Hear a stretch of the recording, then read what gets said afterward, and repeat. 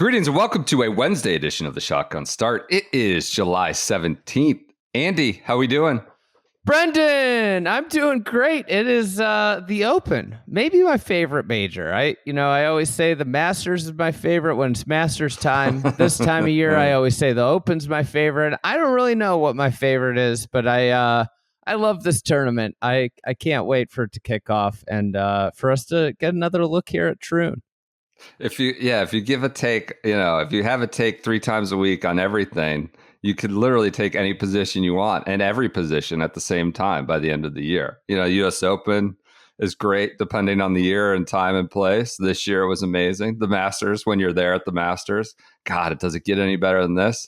And now it's Open week. And I just feel when the PGA's at Valhalla, you can feel that way too. Didn't feel that way, but I will next year at Quail Hollow. I think that's when we'll kind of get back to we know appreciation. One player will feel that way at Valhalla. We do. It's the best. I feel like we're sort of entering this one a little low key. I don't know. There's a million good storylines, million questions. Feels a little low key-ish. The way, we used to have the PGA. It's like the last bite of the apple, right? And now all of a sudden it just happens really fast in mid-July. And it's, for so many consequential players of their certain era, there's like big questions. It's not like the year is lost, but it's sort of the last opportunity for a really career-changing, defining, adding victory or performance. And I think that adds to the allure of the Open in a way, set aside everything else that it has going for it. I think it's kind of creates this sort of glory's last shot element of it, where is it a lost year for Rahm if he doesn't perform? Spieth, who and where is he? Rory obviously is the constant question. What can Scheffler do? Can he make it 7 wins? Like, it's cool. It even amplifies it that much more, and that it builds on all the incredible qualities it already has going for it. Yeah, I think the stakes are extraordinarily high, and obviously we've entered, I think, the era where I think Liv has helped the majors an insane amount. The majors Totally matter more than ever before, feel more significant than ever before, because there's a new level of scarcity as to when all the top players play together. There's only 4 events a year. We've somehow, like the majors are almost like the NFL compared to other sports, right? Where within golf, where they have this scarcity, they have this thing that is, that only happens 4 times a year. If I was a major, I might not be rooting for the unification of golf because of how good it's been for me.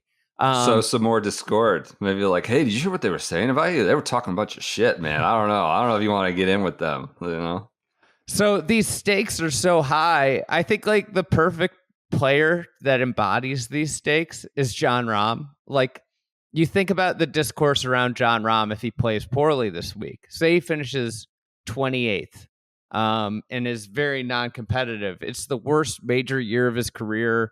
Everybody's going to say, oh, he's not the same player since he took the money.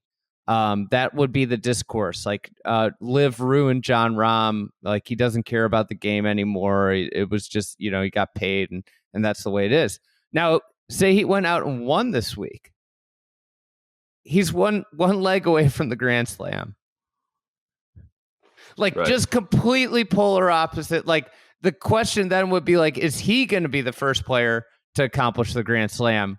Not Brooks, not Rory, or I guess Brooks is 2 away, but not Rory, not Spieth. Jon Rahm, is he the best chance to get? Yeah, Phil. You're not pumped for Phil at Oakmont next year? I think he's got it. Oh, God. I can't think of a golf course that would be a worse fit for mid-50s Phil. I think you're getting at part of why we love majors. And I've been thinking about this, quite honestly, a lot the last 2 days. I'm so freaking excited after reading a lot in the last 24 hours.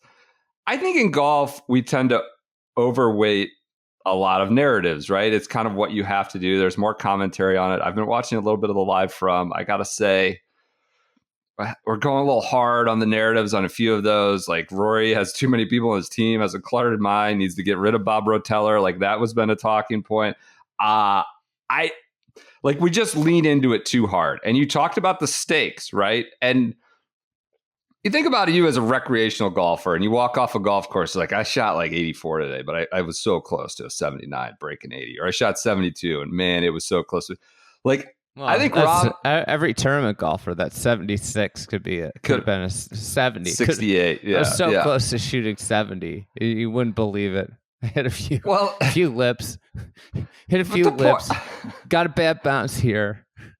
Rahm talked about the margin. The margin has not been very wide. I think narratives with like somebody like Spieth, JT, the body of evidence there, whereas the narrative is probably appropriate. And Rahm talked today about you're admitting that Spieth's just a guy? Well, there's a body of work. There's years of bodies of work there. Last year from the Masters on, I didn't really play my best. I didn't feel at all my best until Ryder Cup was the only resemblance of maybe the early part of the year. So this year, the first half of the year hasn't been my best, but it started well in Houston. He started to play well. Couldn't play the Open. Nashville last week, I felt closer to getting a higher level golf. Maybe I'm playing a little bit more freely and seeing the ball that I want to see more. I'm getting much closer. So he's like the margin's been crazy small. He changed his driver shaft. I'm not trying to get specifically into Rahm here, but there's so much media around. There's so much stakes around a game where it could literally be like a couple bounces of the ball, right? The margin's so small, and all of a sudden, I saw Rahm being characterized as a slump. Is it really a slump? Or is it like a 74 that could have been a 71 with a break or two? Now we're breaking it into a full-blown narrative about a slump. And that's how Rory can't close. He's a choker. Like he can't close. Well, people are saying that about Ludvig now. People are saying that about Ludvig. He's been a pro for a year, and people are saying he can't close. We have a podcast. We literally do this 3 times a week. We try to be sensible about some of it.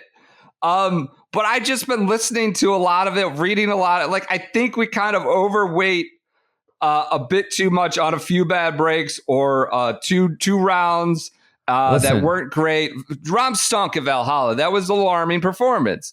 But it applies to everybody. It applies to Rory. It applies to all the players playing well, players playing good. Go ahead. I want the record to show that this podcast never overreacts to anything. I would agree with you. I think we're fair, balanced, reasonable, sensible, except when it comes to Zach Johnson, who I think, what did we say, need a restraining order essentially or something like that from the process? Get him away. I gotta say, the ZJ pairing, that's a tough one. They put him with the urinating bear. Yeah, and what did Austin Eckroat do to deserve the piss bear and ZJ? Like, what did that poor kid do to deserve that? I mean, he seems like a great fella, great player, but what he did was be Austin Eckroat. And at this point, he's just a guy, and they're going to throw him in between the piss bear and Zach. And I feel bad for him. But he's played well. He played well at Valhalla, right? I think he did well there. I hope we get a like a T8 from Austin Eckroat, so we could do like a little social post with like a poster against all odds, the Austin Eckroat story. And that's when I took it personally. Read the MJ meme. He gets the T-sheet. What we would need is we'd need LeBron to do some cryptic subliminal, thing around it. Did you see Jaylen Brown at Summer League saying, "I don't think Bronny's a pro"? Yeah, I did. Didn't take an expert lip reader to see that one. I'll tell you what, there are a lot of guys in this field that I could say the same about. This field low-key stinks. I mean, I get that it wants to be the world's major. I can't believe we're starting negative here. Slightly negative. I mean, it's a lot of positive to come. It wants to be the world's major. It does a great job of this. It does a great job of mixing it up. But this open qualifying series where you got, Dan Bradbury, your favorite author, finishing like T3 at a November 26th, 2023. We're He stepping finished on T3. favorite pairings. You're getting Bradbury in the mix here. November 26th, 2023 finishes T3 at the Joburg Open. This is Cutthroat Corner. November 26th. Open edition. It's now July 16th as I see it. He finished T3 at the Joburg Open. Darren Fitchert and Dean Burmeister, not to be confused with Mean Joe Dean, also will be a subject of Tee Times. And he's in the field. Since then, he's missed 10 cuts. He's made 4 cuts. His best finish is a T10 at the Italian Open, T22, T48, T30 on some pretty stinky European Tour events and fields. He's made 4 of 14 cuts and he booked a T10 at the Italian Open. And that's it. He's in the field. Look, I get these opens. You have qualifiers. That's just the nature of the game. I don't know. They want to get guys from different regions, and they throw in the Joburg Open from last November. The thing about the U.S. Open qualifying that I appreciate is it's like 2 weeks before the tournament, and it's effectively like a similar thing. I finished T4 at this 100-person qualifier, and I got in. But I want to bring in an expert who has a few words about Dan Bradbury. You just have to use your imagination a little bit with Brendan going to Cutthroat Corner.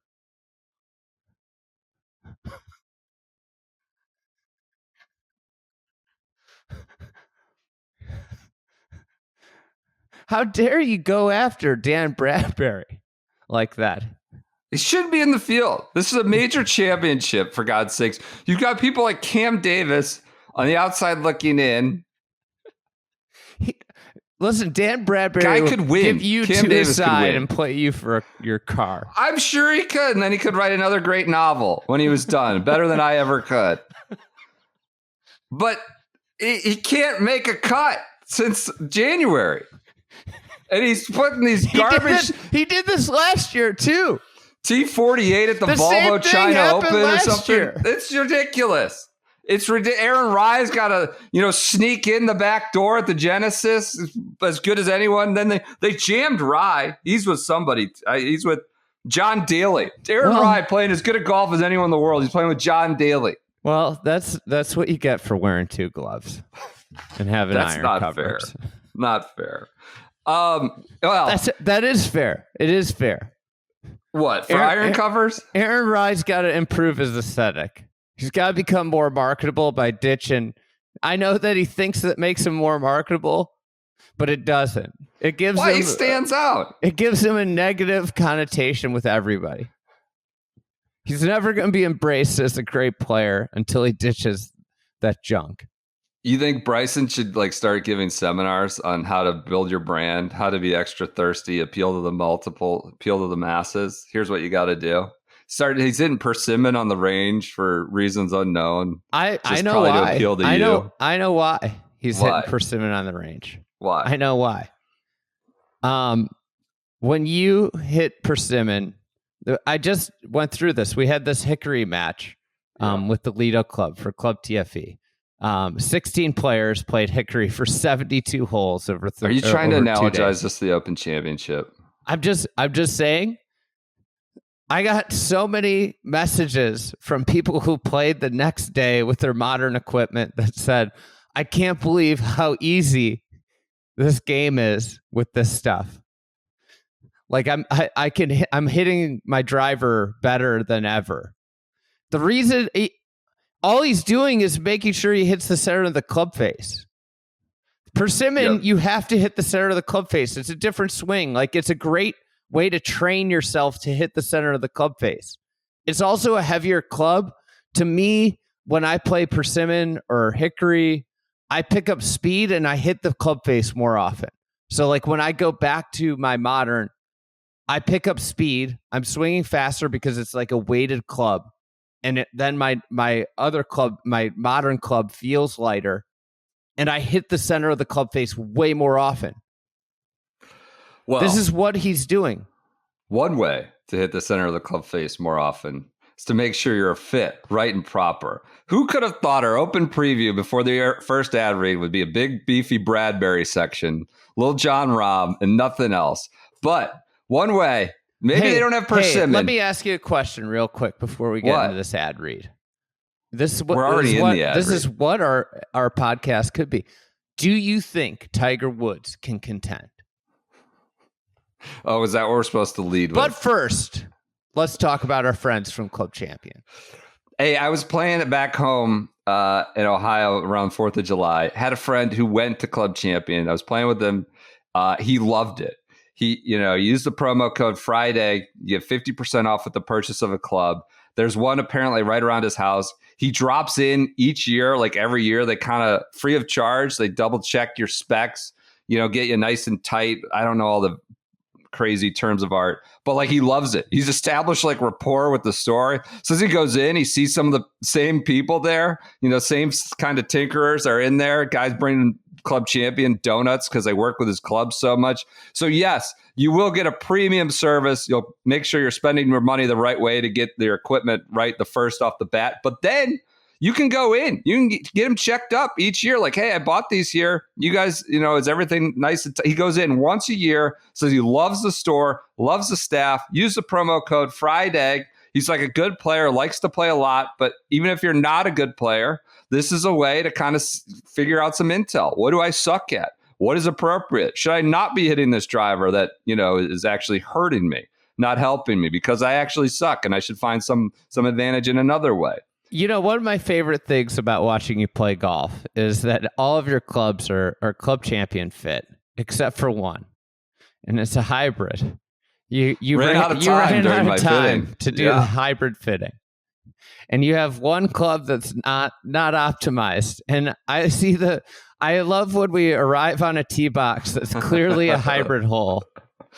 And the way you look into your bag longingly, look out, you kind of you look into the bag and you look out over and over again. And you can see that there's fear of pulling the hybrid. From 2007 or whatever it is. Utter fear. And my favorite thing is that when you pull it, I know that something miraculous is going to it's going to either go like the range of shots just poof extremes. And when we were in Ireland, Northern Ireland, I think it was Castle Rock, what was it, the 15th hole or 14th hole? You just hit it was like the wind was humming. It was such a hard shot and you just hit it perfect, and it was the one time where it actually worked. But anyways, remove the doubt. Don't get yourself into this jamming situation of like, if all your clubs jamming are yourself, good, really. Then you're gonna, maybe the pros shouldn't have clubs that's good, but you can. Yep. Go to clubchampion.com. Use the promo code Friday. Again, that's 50% off with the purchase of a club. Again, they have all the intel, all the specs you want. So, all the TrackMan stuff and every shaft and combo you could ever want. So, hey, do you want to do tee times, or you want to dive into big storylines, then do tee times? Let's do tee times later. Let's have a little giggle. Let's have a little hit and giggle with tee times towards the end. Let's talk a little bit more about storylines in the Open. I think one of my favorite things, and why I've become so enchanted the last, or reminded of why I love it so much. And you talked about how the LIV has made majors feel more consequential. And we've hit on this the last few years, is that majors, like all the other bullshit, tends to wash away a little bit, right? Like we don't need to be force fed. Like, actually, this is how events should be. This is how the schedule should be. This is how many points should be on the line here. This is what's going on with these negotiations. There's just a lot of bullshit around a lot of golf events right now. Everything but the golf. And the majors, that starts to wash away. And I'm not naive to these being massive business endeavors and events and moneymakers for the organizations involved. And the RNA is certainly, hell-bent on that with some of its attendance chase. But at the Open, it goes a step further. Like, where all these great players who are normally talking about other stuff recently just start talking about like being a kid, or like putting their skills on their full range of skills and brains on display.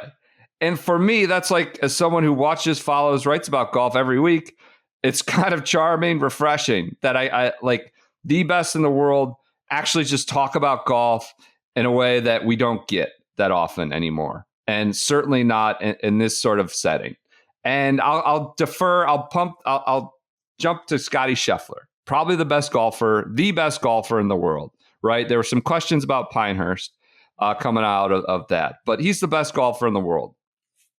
And he talked today about changing his swing and how he hasn't really changed it since he was 7, just kind of worked on it, whatever's in there. Says one of the things he liked, Randy Smith liked about me when I was a kid, there was always a pull out on the driving range. And I would try to hit it with a straight shot. I try to hit it with a draw.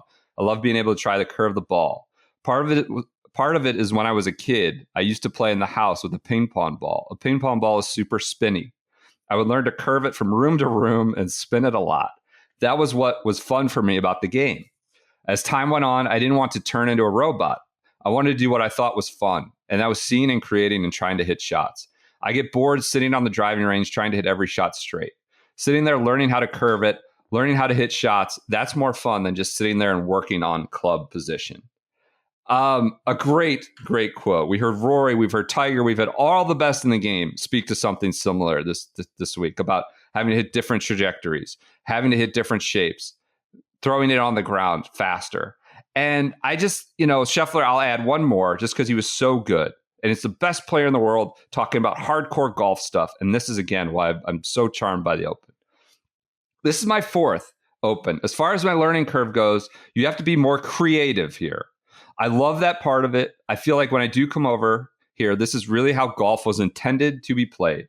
I feel like there's a lot more opportunity for shot making and being creative around the greens. Again, what he just talked about, growing up with the ping pong ball. I can just see how somebody who's either a bit older or maybe not as talented as some of us out here, like you have a 10 handicap that only carries it 200 yards, they can run it up and have fun and not lose many balls. But a golf course out here is still going to challenge players like myself. So it was really fun to come over here and play. I feel like just getting more creative. And that's the biggest adjustment, how the ball spins like the turf, getting used to the heavier air, spinnier turf, goes into specifics. Like, how can you not love that kind of stuff from all the best players? It wasn't just Scottie. I thought his was most illustrative. Like that we get a week like this where we can actually think and listen to the best in the world talk like this. Yeah, I mean, I think that's what is so appealing about this championship is that it offers a game that is closer to what I think the game intended to be. I think that the game's evolved so much, and I just don't think what we'll see next week at TPC Sod Farm in Minneapolis, like, I don't think that's really what the game of golf is. And it's fine. Stuff adapts and evolves and changes. But like, to me, the virtues of the Open center around really the playing style of the golf courses, the natural elements that you have to face. I think, like, you heard a bunch of people talk about just getting acclimated to the colder, heavier air. The wind that is, you play in a strong wind and it's hot. It's a lot different than playing in a cold, strong wind. I think Tiger talked about that. The ball doesn't go as far. Or Rory, Rory hit that too. Yeah.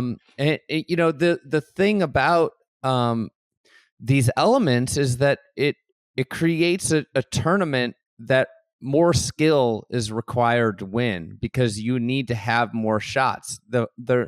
I think at the center of all of it is just the sheer natural advantages that golf has over there. The sandy soil, which creates a really firm, sandy soil plus that fescue turf creates a firm and fast golf course. On top of that, then you add that cold wind. It limits how far the ball goes. Like, one of the nice things about the Open is that the ball doesn't, it'll run really far, but it doesn't carry as far because of the cold air. Mm-hmm. That helps a golf course, provide a different test. The other thing about it is just the contouring in the ground. There are humps and bumps. And the idea you can hit the ball down the middle of a fairway, catch the side of a slope and have it kick into the rough. That's cool. It's a different test. A lot of people that think the game should be fair will say that's unfair. But I think what all this stuff does is that it generally favors experience.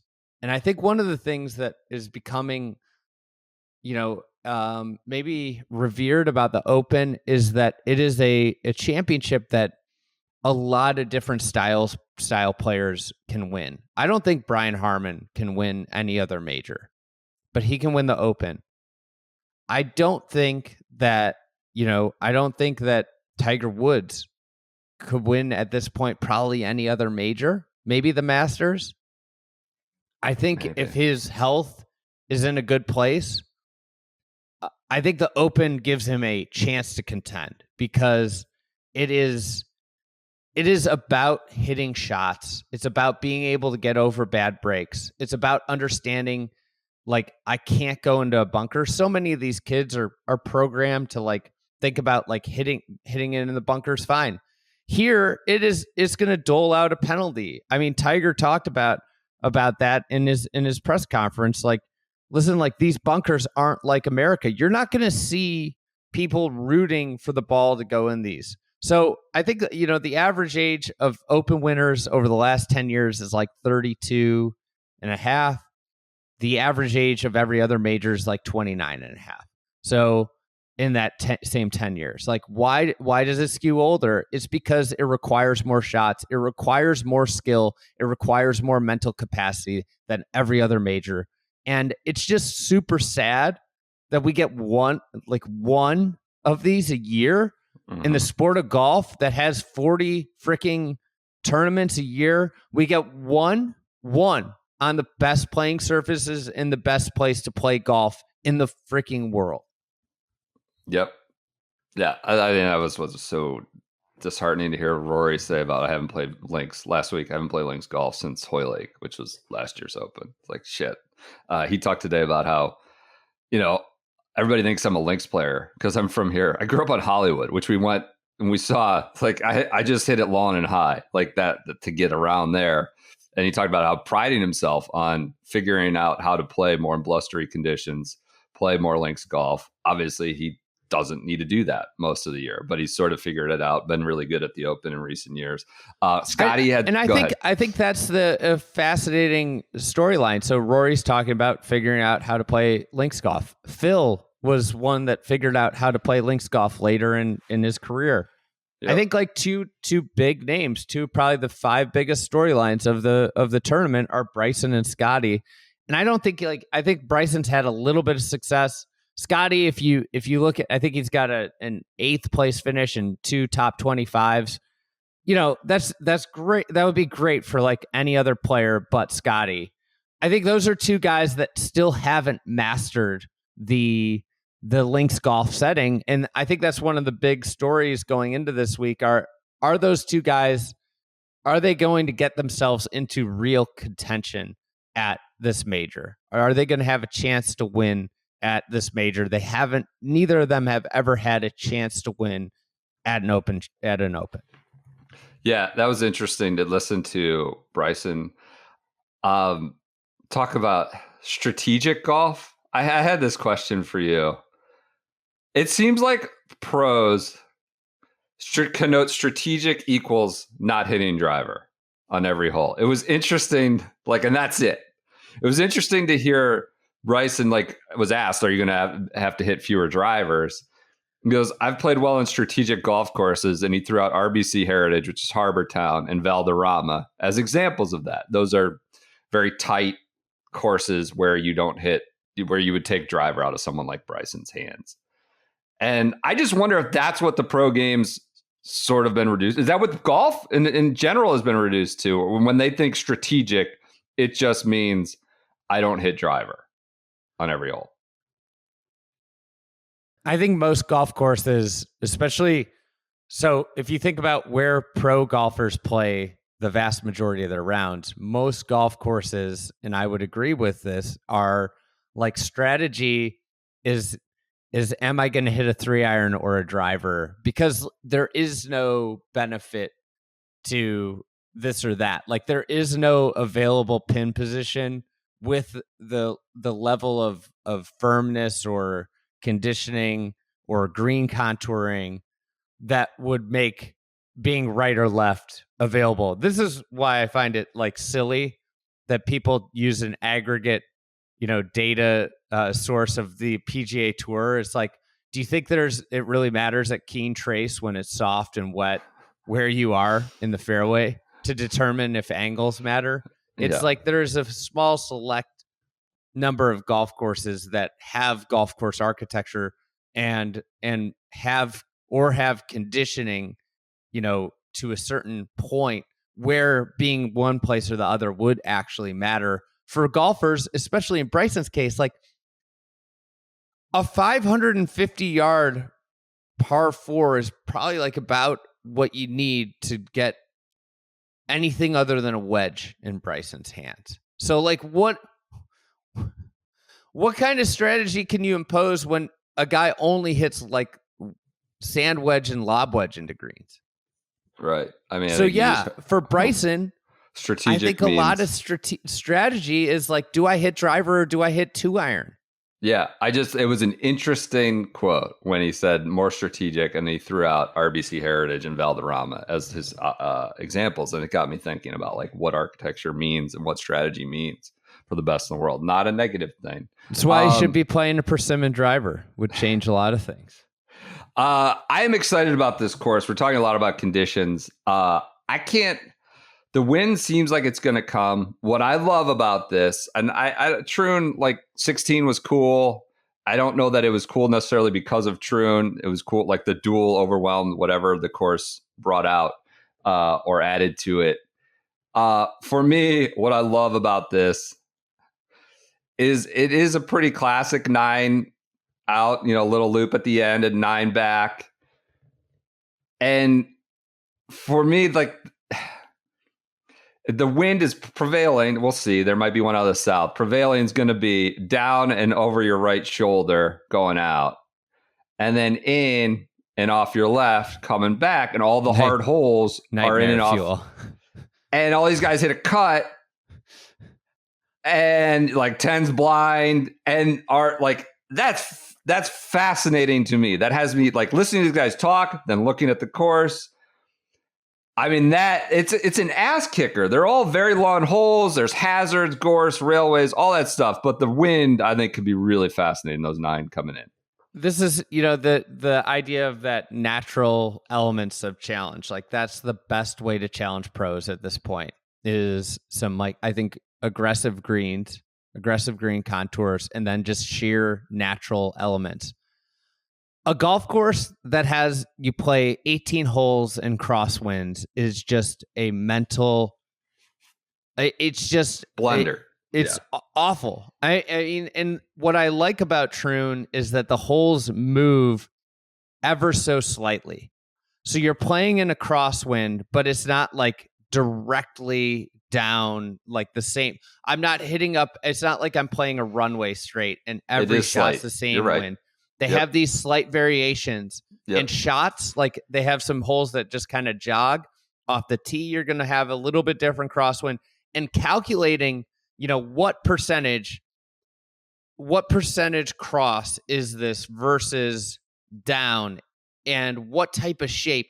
This is what like real golf is, where I'm going to hit a draw and I know that it's quartering, like it's probably like, 70% cross, 30% down, and I'm going to hit a draw or I'm going to hit a fade, and you have to hit that shot perfect to get that yardage right on the money.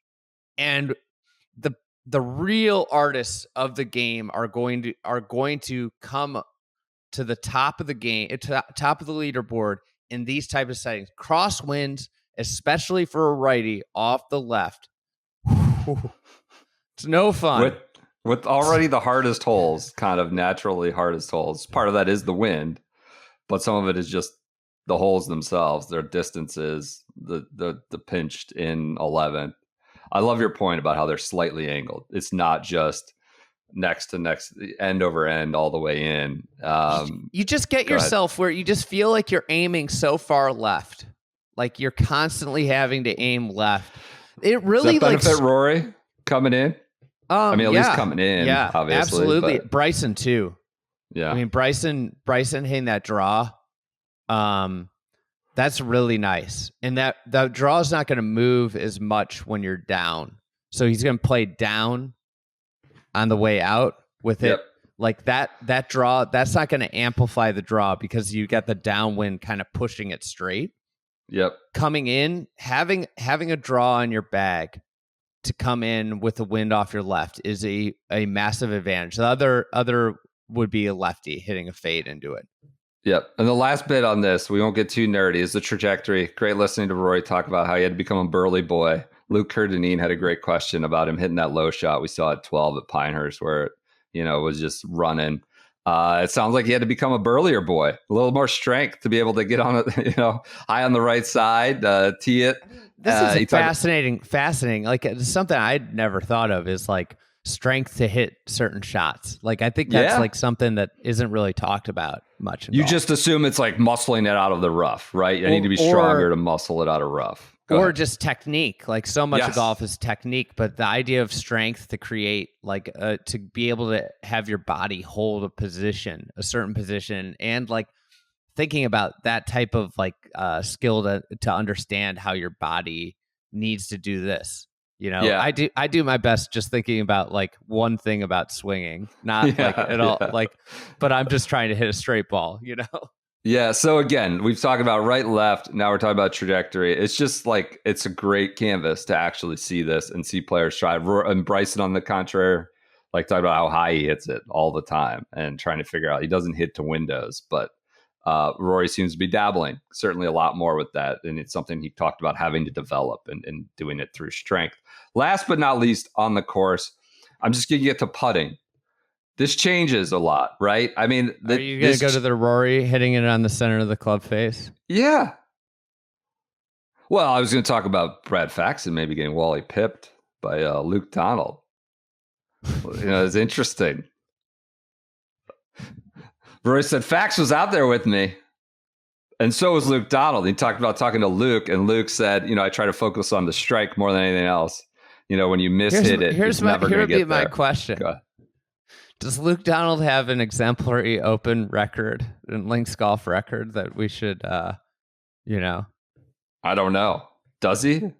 Or was he like known as this great links putter? I don't know. This is if I recall Luke Donald's major career, I think more about like Marion.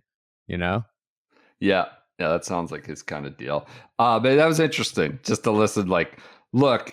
I know the reads are what they're going to be. It's probably like a little bit of a very different speed and slope compared to Pinehurst, probably. But I just focus on hitting a good strike, and it goes where it goes. And interesting. Tempo of his stroke. Go ahead. I think like one of the things that's lost in the technology debate is just how much more forgiving putters have become over the last 15 years. Roll them back. Calamity Jane, bring her back. I mean, I used a hickory putter. This like a putter from 1920 this weekend. It was so hard. It was so hard. Lag putting was impossible. Like slapping the ball. I've never hit like probably 4 putts over 72 holes that barely got halfway on like 40 plus footers where I just like completely mishit them. And they were like a Mike Weir wounded duck on the green. It honestly like it happened. One happened 2 holes in a row. And I was terrified the next hole of like hitting the putt. So I do think there's an element of the game that's missing. I think like everybody makes the case that slow greens are easier because balls don't get away. And I agree about that. Like it's much easier to leave a lag putt dead on slow greens, but it's also much harder to hit long putts in the wind solid. And that's what's sad about modern putters getting so forgiving. Yeah. Well, we've talked a lot about the course. I just cannot wait. Do you have like, this is to say nothing of the final score. Like, it could be eaten up here, especially going yeah. out. Like it's probably going to be. There might If the be wind some, doesn't blow too, I think like I mean we see this every year. yeah. I mean if somebody breaks 60 in an Open, I would wonder about the reaction of the RNA and the USGA and with equipment. Would there be? Is that like if somebody breaks 60 in one of these things? Is that? And I don't know if I don't think it would happen this week. We could have a threatening 30 on the way out, that kind of deal, right? If it does seem like it's going to be a little bit nasty, temperamental, windy, and rainy on Thursday. So we'll see. We could have some low numbers certainly going out if it's right. All right, that does it for course. We will be up early on Thursday morning, Wednesday night, really here. Wednesday night, certainly on the West Coast. Kind of it's make of it what you will. It could become cocktail golf late. That then becomes coffee golf. Then, whatever, that some of the superstars start to go off about 4 a.m. Eastern. Make of it what you will. But one thing we know, you will need coffee at some point. And we are proud to offer you a solution for that, a Good Walk Coffee. You go to goodwalkcoffee.com, use the promo code SGS, and you get 20% off. Look,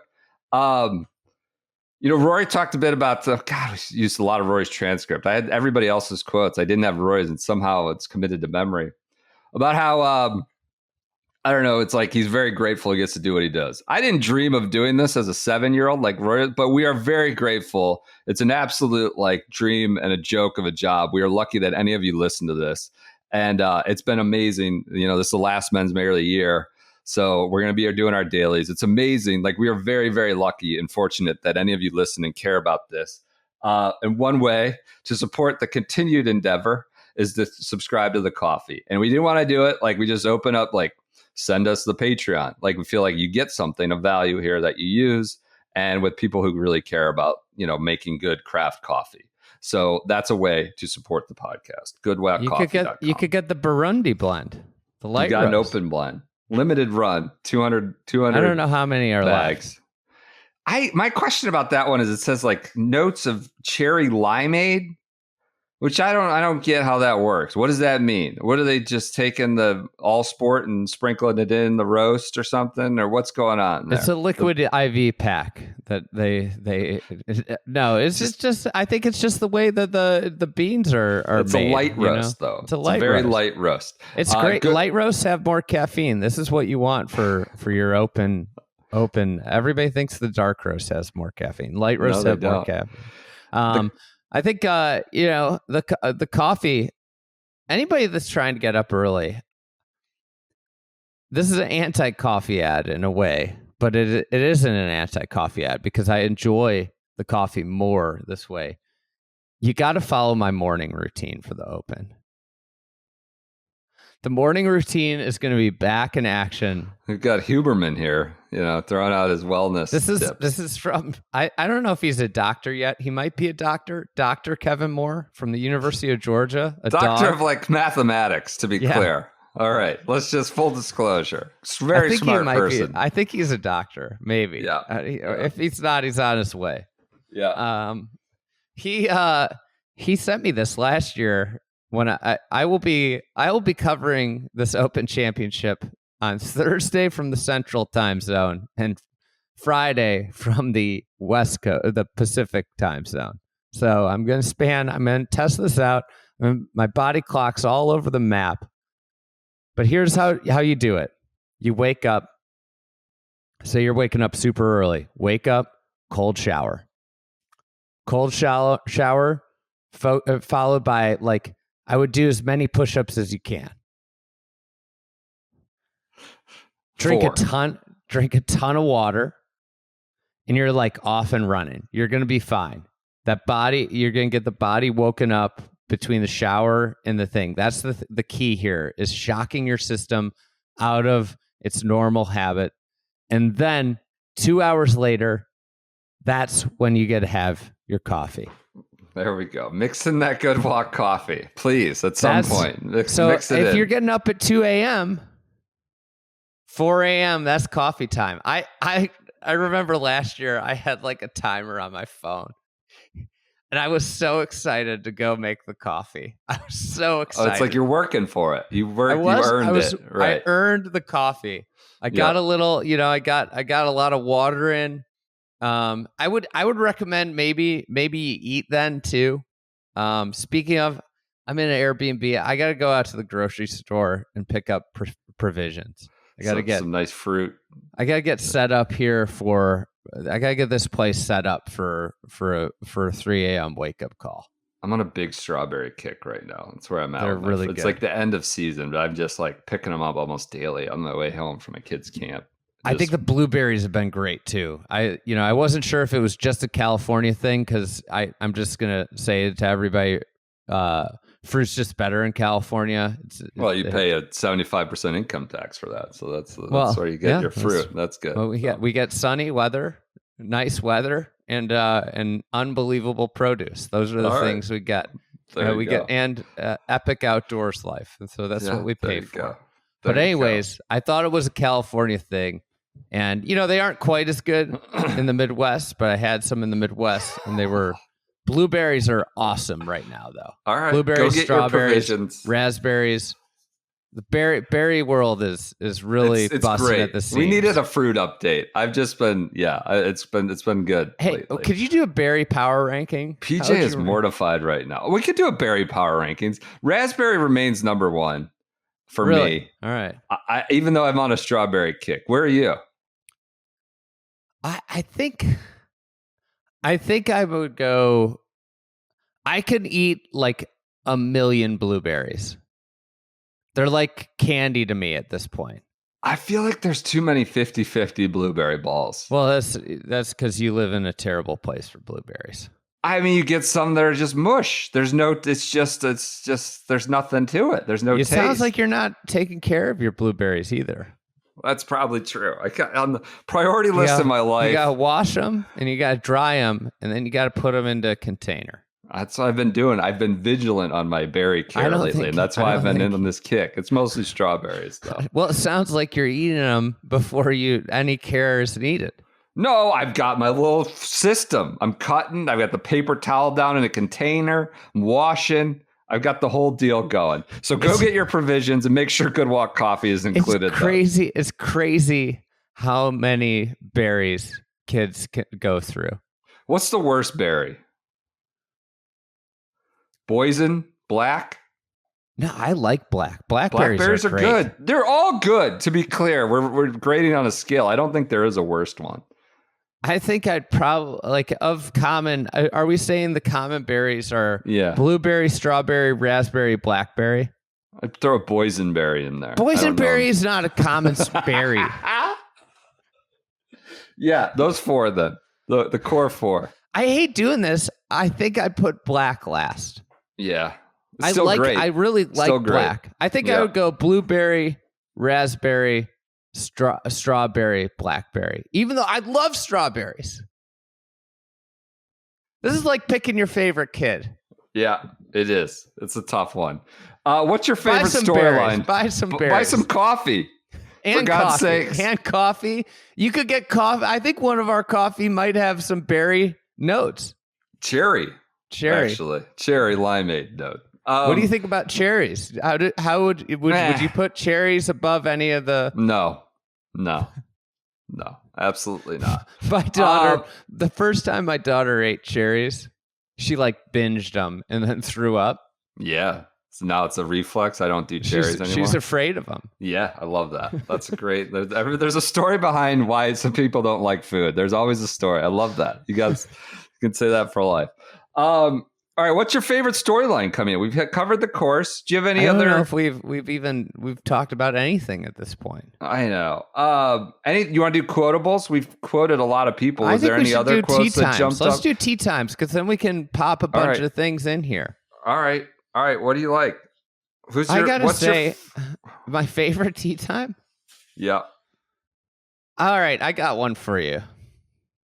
Guido Migliazzo. Oh, it's so bad. Sean Crocker and Tommy Morrison.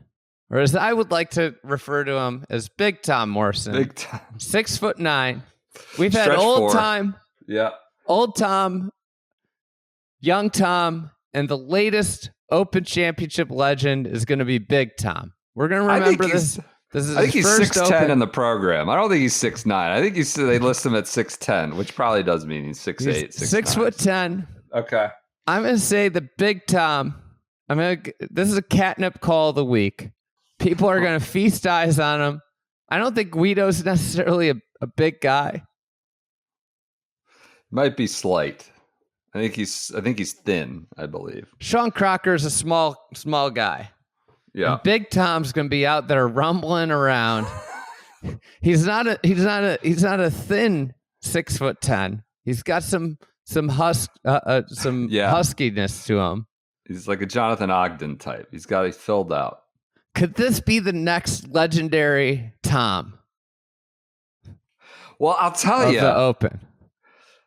I mean, I don't know if I want to be 6'10" in the crosswinds. It's a tough scene.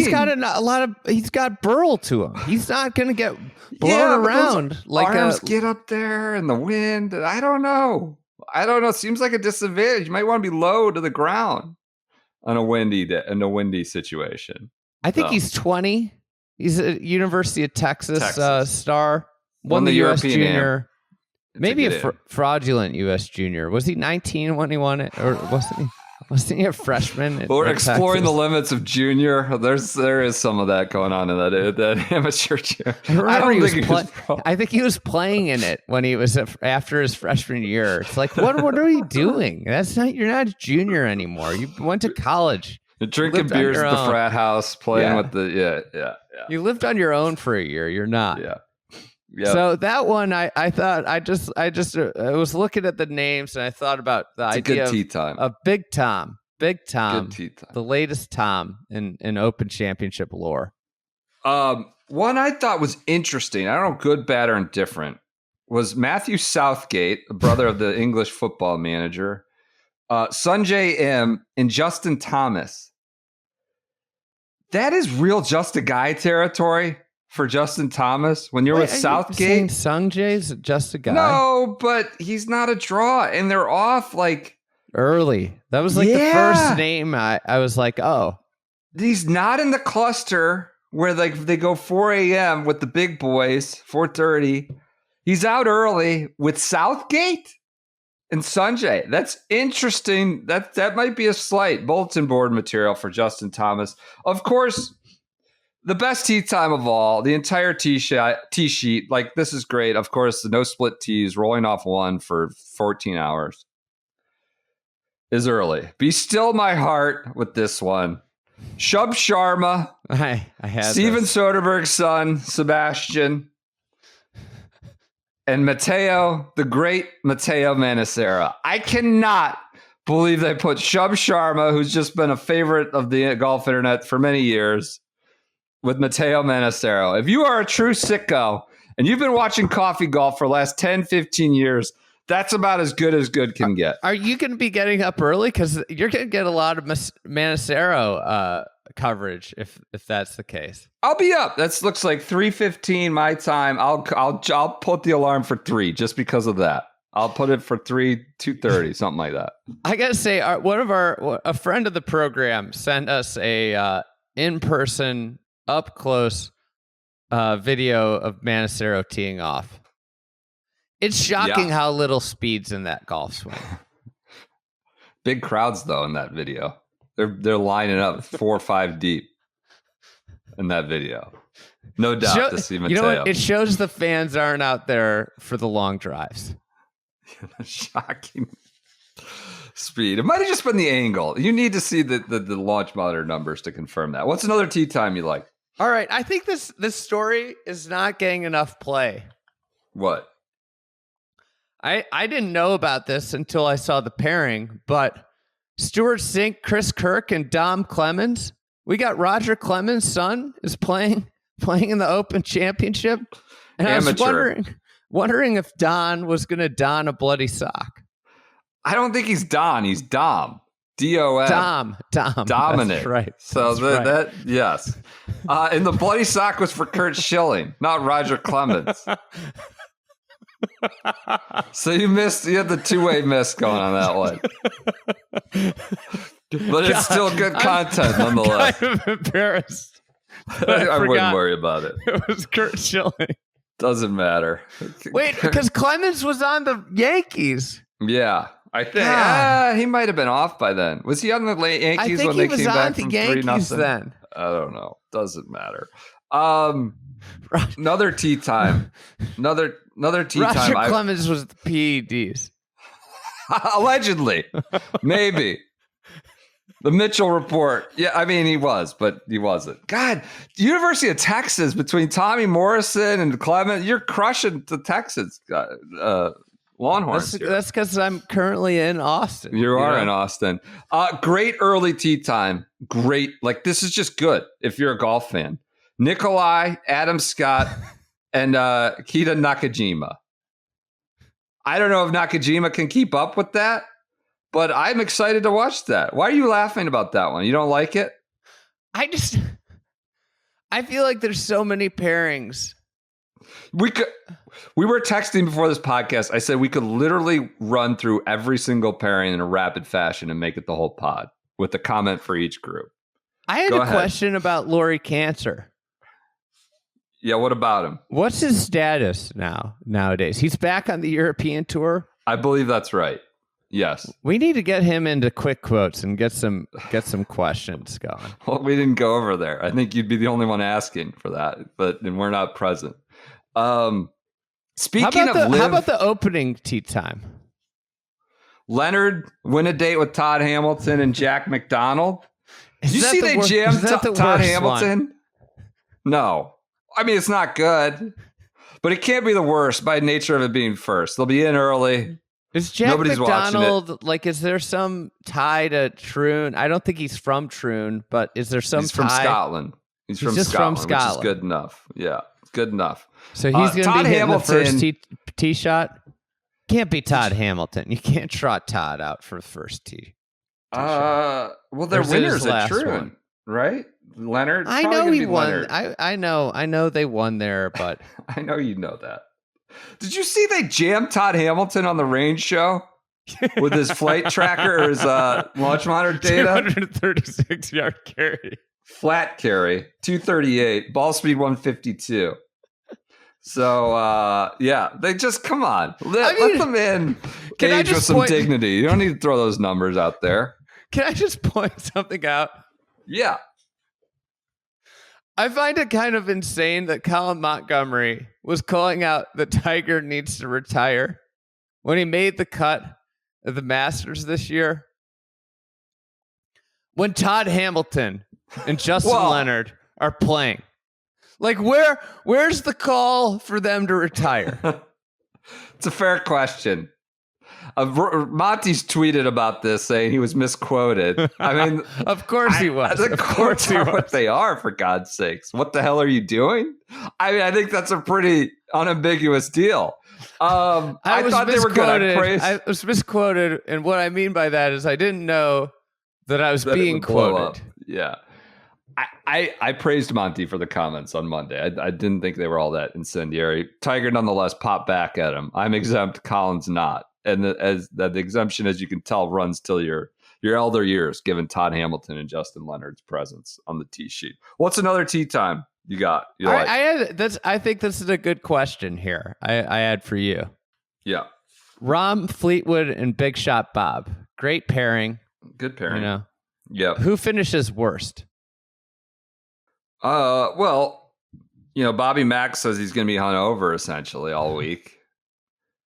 Did he just peak? Did he win? Did he do the DL3 thing where he peaked at, the week preceding or the week after? Well, I think he might have cared more about the Scottish than the Open, to be fair. I think that's not a crazy submission. I think that might have been the case this year. So I'll go.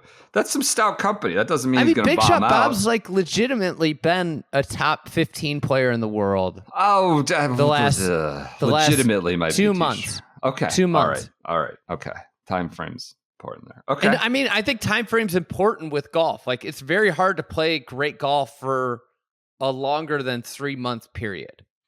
So you don't think Dan Bradbury's November T3 is maybe No, trending? there's a whole for problem with those exemptions back there. It's the whole reason they changed the Ryder Cup qualifying. Remember when it used to be just equally weighted for 2 years, and you get guys that like won something 2 years ago and hadn't done anything in the last calendar year? Right. It's a big problem. It's a great. I think Bobby's just that's stout company. I think Bobby's worst. Who do you like? The finish last of those three. I mean, I don't want to go there. What? Rahm? Maybe. Yeah, not a. He's got a new shaft in his driver. He says, figured it out. Doesn't have a lesion on his foot anymore. Same with Ernie. He and Ernie have new shafts in their driver. So went to podiatrist. Yeah. What was that? He didn't have a podiatrist, like one of 4 majors, and they've quote unquote sourced a podiatrist on the spot on Tuesday. He had withdrawn in Houston on Friday. I got to ask, what kind of podiatrist are you getting in Moore County? Sand Hills. I don't know.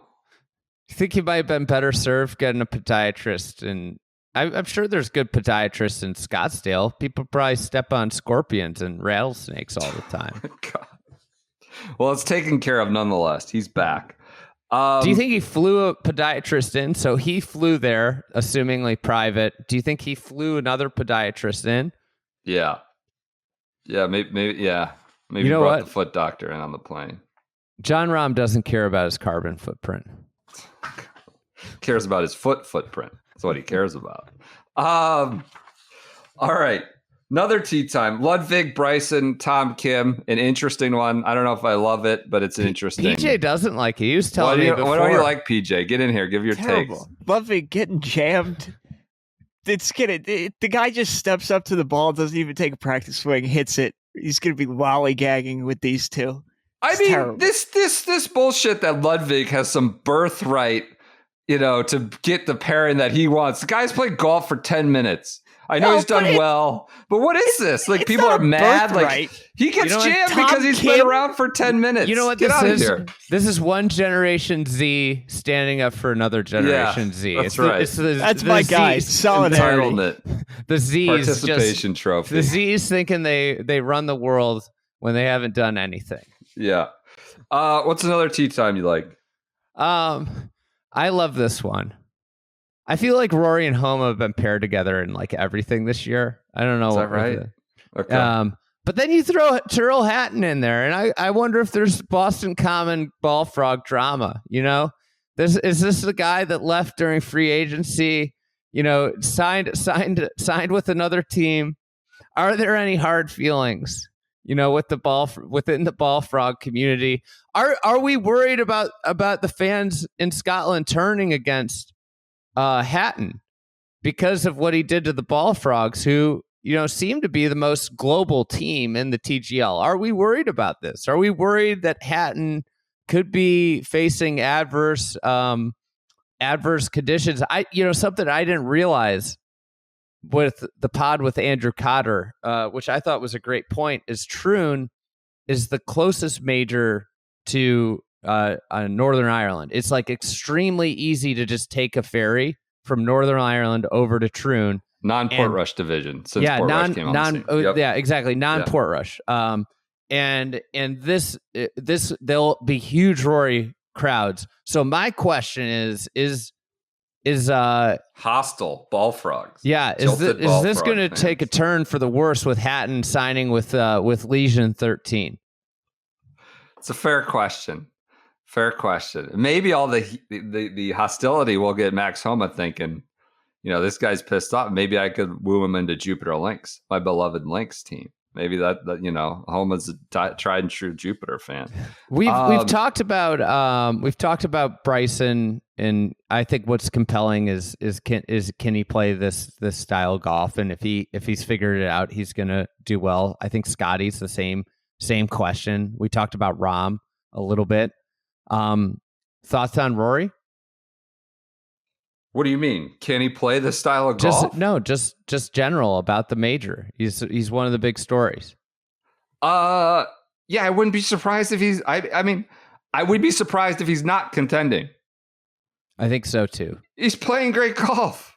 I don't know if he's going to win. You talked about the pressure. Like, it doesn't mean anything if you don't feel it in those last. I would be surprised if he's not contending. I think he's learned how to play links golf as well as anyone, just about. He's also one of the current best golfers in the world, as we saw immediately last week. I think it's stupid not to think he'll be around. Andy, it's been like kind of an all-time year at the majors. I don't know, all-time successive. An incredible year. Essentially, the three best male golfers this season have won the majors, right? You had Scottie, you had Xander, and you had Bryson. Bryson, we have less of a sample size with, but he's been incredible at the majors, given his Masters performance, Valhalla performance, and Pinehurst. And Rory's kind of the fourth guy that's been there, right there, certainly at Pinehurst. It's been an amazing, rewarding for the best guys have been rewarded at the majors. I thought Joaquin Neiman was one of the three best. Where are you with Rory? I think he's in good headspace. I think those moments in golf can kind of go two ways when you have devastating heartbreak. They can put you in the gutter and put you in a spot where you are just a shell of yourself for a long time, or it acts as almost like this experience. I think a lot of people probably could relate in life. When you have bad things happen to you, you generally really learn from them, and you don't, you come back better. It causes you to revisit stuff and think about stuff, and maybe you improve from it. And I think with Rory, I would say I think that it's going to be the latter. I would not be surprised. I think Scottie is the favorite because of what he's done. But playing on this surface and this style of golf, I personally would make Rory the favorite. I think you listen to him, you watch everybody, you listen to his skill and mentality. It all matches up. This is a guy that's pretty locked in and knows what he wants to do. Right. That's what, I meant by skill, sort of maybe the wrong term. But I think skill is a different thing. Sure, that's true. That's true. Right? It's form, skill, mentality, IQ, experience. I think these are things that are very valuable. How would you, if I know there's lots of posts about odds, but let's just say, I was going to say handicap, who are your 1 through 5 favorites? How would you put them in order? I mean, I think it's the 3 major winners I already cited, just because they've been the best golfers in the world. 1 through 5. But you want me to put them in order? Yeah. I'd probably go Rory 1. Maybe that's biased or just prisoner of the moment. But I think I'd watching him last week, Rory 1, Scottie 2, Bryson 3, Xander 4, and then I don't know who 5th, Ludvig, somebody like that. Brooks, we don't talk about. Brooks played not great at Valderrama. Does that matter? It's tough. Yeah, I think another thing that's interesting is could we see someone like Adam Scott, who played great last week? I think we could see him in the mix this week. Louis Oosthuizen's been pretty good on Live. I wouldn't be surprised if we saw Uzi. I think what's crazy about Oosthuizen is the year before he went to Live, he had this unbelievable major year. Right. And we basically have only seen him in the Open since he went there. Hasn't really even tried. Didn't he forfeit a spot in the PGA the one year? The one likes his time on his tractor. He's probably got a nice tractor now. He's probably got a very nice tractor. I think he's in Ocala down there in Central Florida. Horse country. Mix of South Africa and Central Florida. Any other tee times you want to? We got to get to more tee times here. Yeah, let's go. Let's go. All right. Great one I like is Keegan Bradley, Zalatoris, and Gordon Sargent recruiting, scouting for next year's Ryder Cup. Can I just say I'm going to crowbar a Tiger point in here? I can't believe the media is giving him a free pass on I'm too busy with the transaction committee to be the Ryder Cup captain. Look, he's there's calls, there's texts, there's emails. All right. He's not a competitive tour pro anymore, and we just gave it to an actual full-time competitive tour pro, the Ryder Cup captaincy, who's going to be with Gordon Sargent and Zalatoris. Like, isn't that kind of insane? Like, I get maybe he just doesn't want to do that many texts and emails that aren't golf. But, like, he's not playing more than 4 or 5 times a year. Why is the transaction committee of that taking his time? I think you make a great point. However, this is an unpaid position. Okay. Both are. And I'm wondering if there's also like an under the table deal about the Dare Manor captaincy. I don't think I think it's over, under, and through the table. Like, what do you mean? Well, maybe somebody with some deep pockets said, I'd really like this to be your first captaincy. Debut. And there's probably millions of reasons why, not like overtly, but there's reasons why you do that if you're Tiger versus like New York, right? You're doing the PGA a solid either way. Like, they're going to be happy you're doing either one. But there's you're making a very powerful person happy if you delay and do the Dare Manor. Yep. And again, I think, like, I agree. I read it, and when he was describing it, I was like, oh, so it's a job. It's like it's a part-time job. Like, it's like picking up like a consulting thing, Yeah. Effectively.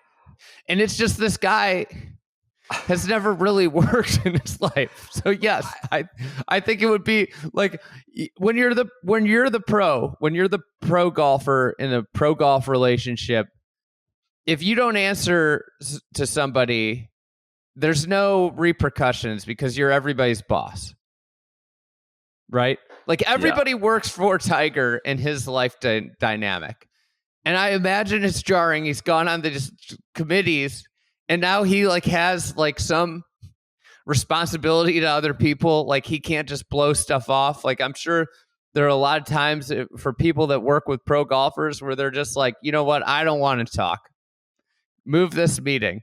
And you can't do that in these situations. So I could imagine having 2 of them would be hard. But I do question, like, is there actually anything going on with the subcommittee?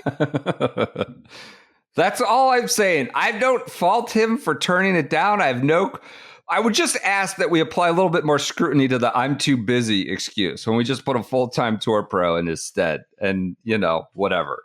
Tiger's not necessarily a tour pro. I'm going to tell you who's going to be using the I'm too busy excuses. PJ, as we hit hour 1:15. More tee times. Tee times. What's another good one? Full steam ahead. What's another good one you like? You know what I like? I got one. Go ahead. All right. I got. This is one of my favorite ones. Tigers with Xander and Cantlay, by the way, just to put a bow on that. The Tiger one's 3-cat pairing. Good one. Tiger, Cantlay, and Xander. All right, good job. Trio cats there, all different varieties. Xander's moved out of the house cat. You got a tiger. Maybe you got. What would you describe Xander as at this point? Is he like a bobcat? Yeah, something like bobcat's fine. Bobcat, and then you got a house cat that just ventured outside for the first time in his life in Cantlay last month. We got to get KVV back on to clarify all this stuff. Anyways, you got a kid rolling in there. Yeah, look at crawling, this. trying to stay out of the camera. Under. What's your favorite fruit? Maybe we'll get them in the open preview. That would be great. That would be great. I could get my daughter in and she could weigh in on this. Cherries wouldn't be. Here's Go one. ahead. I'm wondering, do you think this is a jamming or a reward? Okay. A guy, maybe one person that's gotten jammed by golf more than anybody in the world in the last month is Juiced Luton. I had this marked. Yeah. And Juiced, did he get rewarded that he's playing with Phil and DJ because he's in this like pairing that is going to be on TV a lot, or did he get jammed because he's playing with Phil? I think it's a jamming. I think you got thrown into the circus tent when you just wanted to play. DJ, who knows? DJ's just sort of ambling around. Maybe wants to win. I don't know.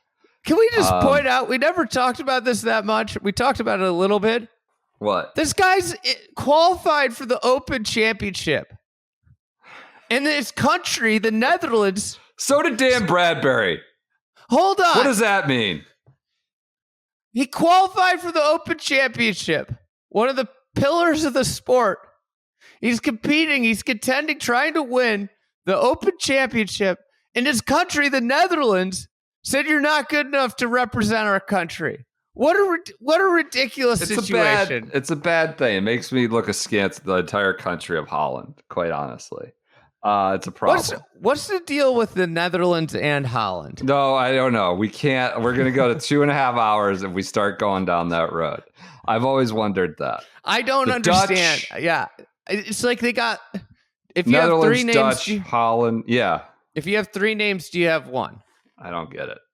I'm sure there's a good explanation. Another favorite group of mine. Entire country. I watched. I had to golf on Scottish Open the other day. I forgot to turn it off CBS, and I came back into the family room with Big 3 basketball on, and it's just these washed. And all of a sudden, they're talking about Leandro Barbosa. Oh, I couldn't believe it. God, he could fill it up. Leandro Barbosa. And so this is my Big 3, just a mishmash. He could get buckets. Just a complete mishmash of journeymen who've seen a lot of shit in their time on different tours in different places. Alex Cheka, Eric Cole of Minor League Tour, and Kurt Kitayama, the kitty cat, who's played the Kazakhstan and all the European Challenge Tour events. Eric Cole, Minor League Tour, and Alex Cheka, who's apparently a frugal one himself, stays in like the Motel 6 and just bounces around. Just a weird threesome there. Big 3 basketball pairing. It's a good one. Go one. ahead. I got one here. I love this. I love what the Open, what they're trying to foster. Ernie Els, serious contender for a captain's pick. All right. And the international team at the President's Cup. Gary Woodland and Alton Vandermeer, who you might wonder who's that young amateur South African. They're bringing Big Earn in to shepherd the young South African. Not only is he a contender for Are we the sure title he's this young? week. I don't know. I did some amateur research. He's number 1 in the mid-am rankings. Oh, mid-am. I was looking at the amateur rankings. Somewhat young. Somewhat young. He's shepherding the South African around the golf course. And Alton Vandermeer. It's rare that they would place. It just speaks to the level of Earn. They know that he can contend in this major. He's a contender, but he can also be a mentor in the same vein and the same round. Not many guys can do this. I like that. That's a good one. Other marquee, just to put kind of put him out there. Spieth is with Scheffler and Cameron Young. They should consider themselves so lucky to play with him, the former Open champion. I like Akshay, Hoagie, and Valimaki. I love that one. I had it down. Golfers, that's a golfer's, sickos. Can I throw one out there? Yep. This is the underrated one, the one that you didn't know you were going to get a lot of. Okay. Ewan Ferguson and Marcel Seam. 2-ball, the only 2-ball on the sheet. Do you remember how much Seam coverage we got last year? Yes. That was St. George's. I think it was 3 years ago, right? I think it was last year. Okay. I'm almost positive it was last year. It was like Thursday, and all we were doing was watching Marcel Seam play golf. A lot of Seam coverage. Yep. A lot of Seam coverage. So they're jammed there in the middle of the 2-ball. Should we do worst tee time? Or are there any other ones you want to get out there? We got other big ones. We got Bryson, Ludvig. We already did that one. Harmon, Hovland, and Sahith. That's a good one. Yes, do you think Joe Mayo's rumbling around there? He could be. He seems to be rumbling around a lot. So South is going to look like a giant. that's true. That's true. Um, Little guys. And then I got the Wyndham, Hideki, and Brooks. And my question is Wyndham elite, or was this did he just have a 9-month run? It's a fair question. I think he's probably a pretty good golfer. Might have found the right spot in LACC. You know, those airport runways they got out there as fairways where he can hit that big slice, left ball. I'm kidding. Right ball. Sorry, the right ball. I think he's probably a very, very, very good golfer. Not playing well right now. So maybe he has too much of the live on his mind. He's debating his live offer again, right? He regrets popping. He popped live at Masters and then started downhill since then. You could call the Wyndham tee shot the MAGA ball. Because it goes so far right. There you go. What are you? Do you have a take on that as you propose the question? I looked at the pairing and that was my question. I don't have a take. I'm not gonna say the guy stinks. After 4 months ago we were wondering if he was the best player in the world. After Pebble, with Scheffler, so I don't think there's necessarily. I think it begs a question.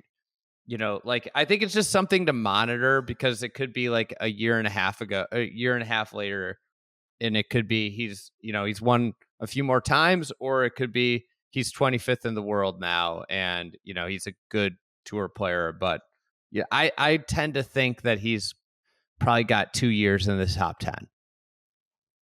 Okay. Worst tee time. I have mine locked in here. There's so many options. Nacho, there's so many, but this is the one. Nacho Elvira, Min-Koo Kim, and Darren Fitchard. I had it marked. I think the one right after it is worse. So there's not going to be a big crowd around the first tee as these come through. That's maybe why they jammed the 2-ball after them. Just kind of let people cleanse their palate, take a breather. Right after that is Mason Anderson. I almost picked this one. I don't know who that is. He's from America. Masahiro Kawamura, kind of a sensation on social media. And Sam Hutsby. I don't know. Sam Hutsby, Mason Anderson, and Masahiro Kawamura. There's a lot of options. Michael Hendry, Jesper Svensson, and Vincent Norman. Not a great one. Dick Mansell, Angel Hidalgo, and Rikio Hashino. There's just options out there. And then late on, they've got Yannick Paul, Mean Joe Dean, Andy Ogletree. That's Joe Dean. Ryan Van Velzen, Charlie Lind, and Luis Masaveju from Spain. There's options. There's 4 or 5 solid options. Sometimes you got to search. You do not for this one. That's the tee sheet with a lot of interwoven commentary. Do you have a pick to win? Well, I got game within the game here. Give me this the is the longest episode in Shotgun Start history. I would say there's been a lot of fluff. Division. All right, go ahead. Game within the game. All right, we're gonna tally this. PJ's gonna tally this. He's gonna keep us updated throughout the week. All right, Tiger versus Phil. Which side you going? Tiger. We just did Tiger versus Ernie the other night. We're not doing Tiger that. versus the field. I just decided to change it. I changed it. I got Ernie versus somebody else. All right, I'm going Tiger. Does that mean you take Phil, or you want to pick first in some of these? I got Phil. All right, and the next one we know who I get on the next one. Okay. Ernie versus just a guy. Two potential President's Cup captain's picks. Two long shot. 2 outside chances for PJ just spit up his water. That was definitely one of his Cokes or his iced teas. It was iced tea, but I did spit it. I'm telling you, that kid is just caffeine every minute. I got Spieth, you got Ernie. Great battle there. All right. I got one for you. I know which side you're going. Marcel Siem versus the great Manacero. I mean, come on.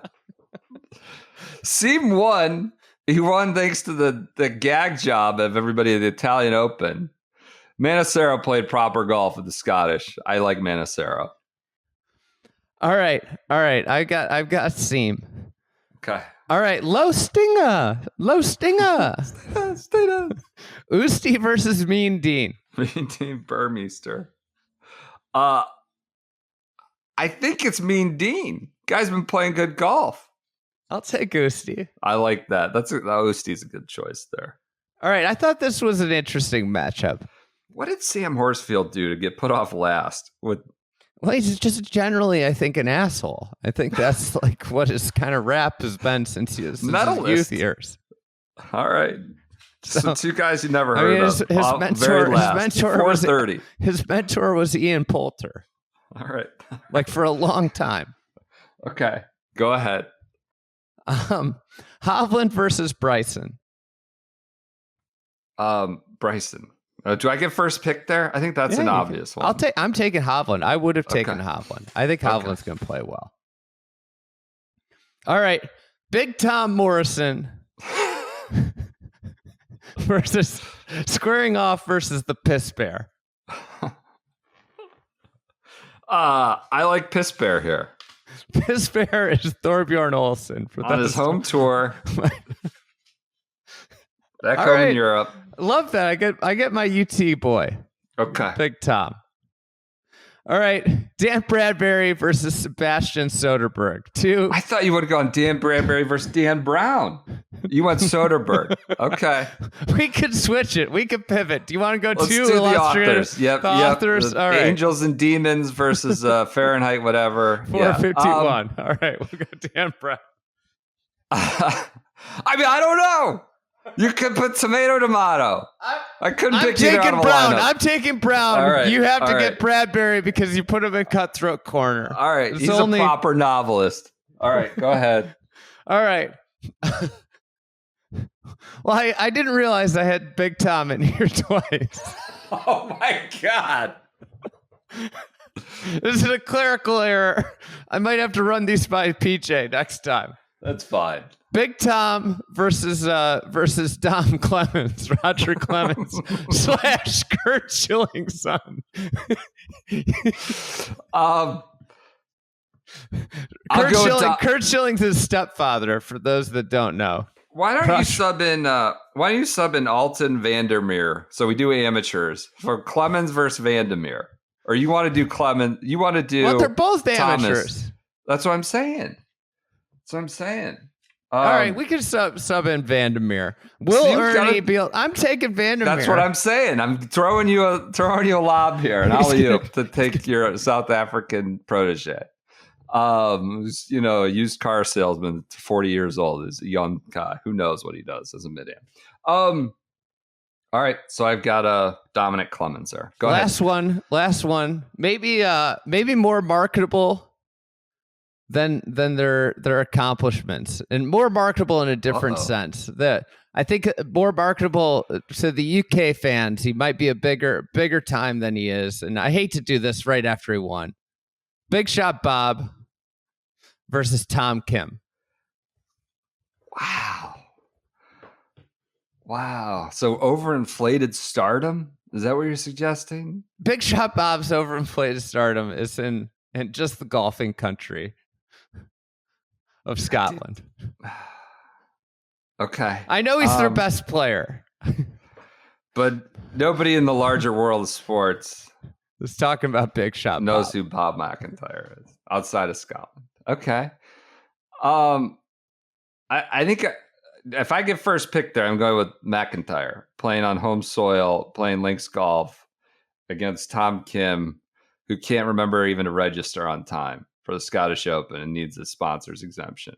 So I like the comfort of Bobby Mack at home. So might have jammed you on that one. All right, that's fine. Okay. I wanted to do one other one. Okay. PJ, who's a good no-name Olympic golfer that I can throw in this one? Because I'm going to go on the spot here. Oh, actually, here's what we'll go: Juice Luton versus on the fly. Juice Luton versus Who's the Aussies? I think Minwoo Lee's probably in there. All right, You wanna do Juice that? Luton versus Minwoo Lee. Um, An Olympic golfer that I think people would say has a chance to contend for a medal. Luton or who? Minwoo Lee. Yeah, I would agree with that. So we're putting. I mean, Juice Luton at like Golf National. Like the other thing is like he's a poofer, and that golf course is perfect for him. There's so many you could throw out here. Thomas Dietrich, Emiliano Grillo, Alex Noren, Toasty. I guess he's not playing this week. Let's go Noren versus Luton. Luton. Okay. I think that's a Scandinavian battle. Denmark counts for that. Or no, Luton's Netherlands. Sorry. I think I'll take Noren. He's playing well. All right. Playing well. That does it. Any other game within the games that I missed? We'll do some more on Friday during the idle time as the scores start to post and crystallize. The leaderboard crystallizes. You have a pick for this week? Oh, I didn't even think about that. I mean, that's the thing. We put this as last on the priority list. Usually forget to do that. I'm going to make my pick right now. I forgot to think about it too. I said on Thursday of last week, I said with Cotter, I said big thanks to Cotter for coming on. I said great. Big shotgunner, Andrew Cotter. I said Fleetwood, but now I'm going to go. I see that I still haven't picked Bryson, so I'm going to take Bryson. Ooh. I think I'm using Fleetwood in a one and done pick that I'm actually in. But after talking to you for the last hour plus, I feel it almost irresponsible to not take Rory McIlroy. I don't know if I'd have him in a one and done, but he feels like he would be the proper pick to win. Well, I think that's like a clarification here. Who's my pick and my one and done, which I'm down to very few names. Right. I do think Rory would be my favorite for the week, who I would say I think most is going to win.